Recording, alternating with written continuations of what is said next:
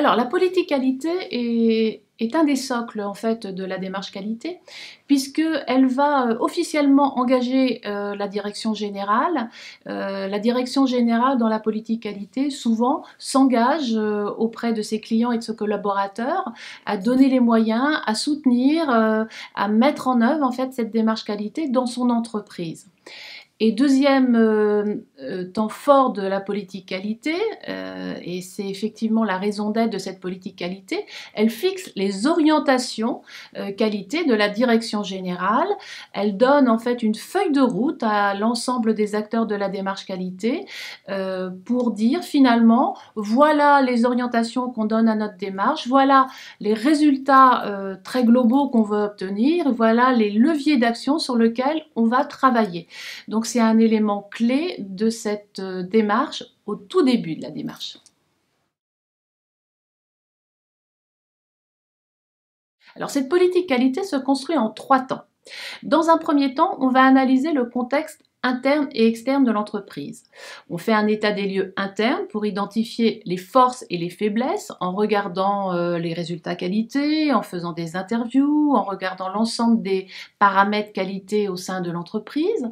Ensuite, on va regarder le contexte externe, on va regarder la concurrence, regarder la réglementation, la veille technologique. Tout ça va nous permettre d'identifier les risques et les opportunités. Le deuxième temps de la politique, pour élaborer la politique qualité, c'est bien sûr de se centrer sur le client.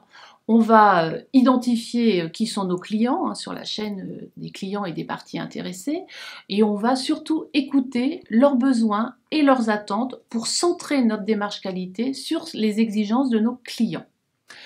Le troisième temps fort de la politique qualité, c'est d'ancrer cette politique dans la stratégie de l'entreprise. Il faut véritablement que cette politique soit un pilier de la stratégie et permette de créer de la valeur pour l'entreprise, au même titre qu'une politique commerciale, une politique RH ou une politique achat. Donc avec ces 3 éléments-là, on peut, avec un travail de synthèse, regarder quelles sont les orientations prioritaires qu'il faut donner à notre démarche qualité. Alors, un conseil important, surtout ne pas faire de copier-coller d'une politique qualité qu'on trouve sur Internet.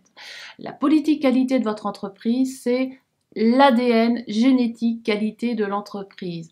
Elle est construite, on l'a vu, au travers d'un véritable état des lieux, analyse au sein de l'entreprise, et surtout, elle dépend de l'ambition qualité de la direction générale. Donc, pas de copier-coller et surtout un travail de préparation pour trouver les grandes orientations que vous voulez donner à cette politique. Pensez aussi que cette politique doit être facile à comprendre. Souvent, il faut relire plusieurs fois une politique qualité pour en sortir véritablement les orientations. On peut imaginer parfois d'associer à cette politique des dessins et puis aussi des moyens mémotechniques. J'ai rencontré une entreprise qui avait comme politique qualité le mot-clé défi. D parce qu'il fallait travailler sur les délais, E parce qu'ils voulaient aussi améliorer leur écoute client, F pour fiabiliser leur process de production, et 1 parce qu'il y avait un travail d'implication des managers dans leur démarche qualité.